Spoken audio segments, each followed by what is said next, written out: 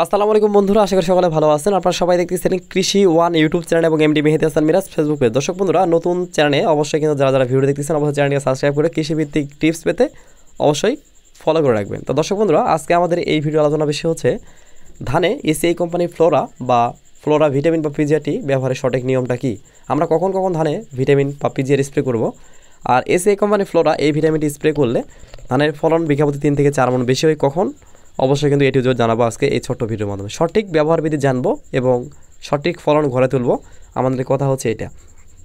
তো আসলে ফ্লোরা আমাদের হচ্ছে ভারতের বিখ্যাত প্রতিষ্ঠান দেবী ক্রপ সায়েন্স প্রাইভেট লিমিটেডের একটি অন্যতম আবিষ্কার। এই ফ্লোরা এসিআই কোম্পানির ফলন বর্ধক শাখার আওতাধীন একটি পণ্য, যেটার গ্রুপ উপাদান হচ্ছে নাইট্রোজেন বেনজিন 20%। আসলে ফ্লোরা ধানে কিন্তু বিভিন্ন ধরনের ভিটামিনের কাজ করে থাকে। তার মধ্যে ধানের গ্রোথ ভালো করে, মানে ফলন ভালো করে, শীষ বেশি করে, কুশি বা পাশকাঠির সংখ্যা বেশি করে থাকে। তো আসলে ধানে কিন্তু সঠিক সময় সঠিকভাবে ব্যবহার করতে হবে। আমরা কিন্তু আসলে সঠিক সময় সঠিক ব্যবহারটা জানি না। তো আজকে আমি আপনাদের শিখিয়ে দেবো যে কীভাবে সঠিকভাবে ব্যবহার করবেন এবং কী পরিমাণে ব্যবহার করবেন। অবশ্যই ভিডিওটি না টেনে দেখবেন পুরোপুরি। 1 নম্বর স্টেপ হচ্ছে ধানের চারা রোপণের বয়স যখন প্রথম 20 দিন হবে, আবার বলতেছি, যেদিন চারা রোপণ করলেন তারপর থেকে 20 দিন বয়স হলে আমাদের প্রথম স্প্রে করতে হবে এসিআই কোম্পানির ফ্লোরা। এটা হচ্ছে প্রতি লিটার পানিতে 3 মিলি করে স্প্রে করবেন। চারা রোপণের বয়স 20 দিন হলে আমাদের স্প্রে করতে হবে প্রতি লিটারে 3 মিলি। কম বেশি করবেন না, যে বেশি দিলে ধানের ফলন বেশি হবে, ধানের গ্রোথ বেড়ে যাবে, এরকম কিছু না।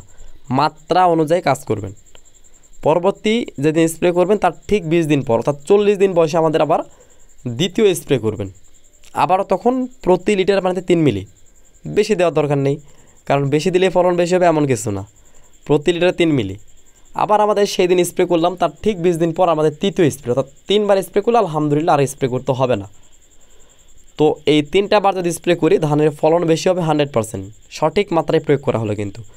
এখন অনেকের প্রশ্ন থাকতে পারে, শুধুমাত্র ফ্লোরা স্প্রে করলেই কি ধানের ফলন ভালো পাওয়া যাবে? বিষয়টা এমন না। মাটি প্রস্তুতের সময় সুষম সার প্রয়োগ করবেন, 3 বার সঠিক মাত্রায় ইউরিয়া সার প্রয়োগ করবেন, ধানে পোকা এবং মাকড়ের আক্রমণটা যেটাই থাক না কেন দূর করবেন, ছত্রাক মুক্ত রাখবেন। এগুলো বিষয় মেনটেন করলে ধানের ফলন ভালো পাওয়া যাবে। যে একবারে ফ্লোরা ভিটামিনটা স্প্রে করে দিলাম আমাদের ধানের ফলন বিঘা প্রতি 3-4 মণ বেশি হয়ে গেল, তাহলে তো কাজই হতো, এরকম কিছু না। আর যাদের ধান একদমই সবল, সতেজ, সুন্দর আছে, তাদের জন্য আসলে ভিটামিনের প্রয়োজন হয় না। যাদের ধান একটু হালকা দুর্বল তাদের জন্য কিন্তু একদম বাধ্যতামূলক ভিটামিনটি। এখন অনেকে বলতে পারেন, ভাই ধানের ফ্লোরা স্প্রে করতে পারবো আমরা কি ধানের শীষ বের হওয়ার পরে? না ভাই, আসলে শীষ বের হওয়ার পরে ধানে কোনো রকম ভিটামিন, পিজিআর, জিবরেলিক অ্যাসিড কোনো কিছু প্রয়োজন হয় না। জাস্ট শুধুমাত্র আগে আমাদের প্রয়োজন। কারণ শীষ বের হওয়ার পর ধান আর কোনো কিছু গ্রহণ করে না, শুধুমাত্র মাটিতে যে সারগুলো থাকে, পানি থাকে, সেগুলোই দরকার। সেটা আগে যেগুলো দিয়েছে সেগুলো পরবর্তীতে দেওয়ার দরকার নেই। শীষ বের হয়েছে ধানের সার প্রয়োজন, খাবার প্রয়োজন, দেয় একটু বেশি, ধানের ফলন বেশি হবে, এমনটা কিছু না। যা করা আগেই করতে হবে। তো ওই জন্যই ফ্লোরা ভিটামিনটি 3 বার স্প্রে করবেন, 3টা উপযুক্ত সময়। এখানে একটু সময় মেনটেন অগরবগর হতে পারে, বাট শীষ বের হওয়ার আগেই 3 বার আপনি দিয়ে দিবেন, পরে কিন্তু দেওয়া যাবে না। ওইটা যে 20 দিন দিতে হবে বিষয়টা এমন না। আপনারা একটু কম বেশি হতে পারে, 25 দিন, 30 দিন হতে পারে, 45-50 দিন হতে পারে, 65-70 দিন হতে পারে, কিন্তু শীষ বের হওয়ার আগে।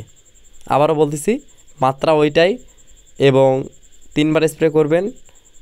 সময় একটু কম বেশি হতে পারে, বাট শীষ বের হওয়ার পরে কোনো কিছু দেওয়া যাবে না। তো দর্শক বন্ধুরা, আশা করি বুঝতে পেরেছেন এসিআই কোম্পানির ফ্লোরা কী কাজ করে, ধানে কখন ব্যবহার করতে হবে, A to Z বিষয় জেনে দেওয়ার চেষ্টা করলাম।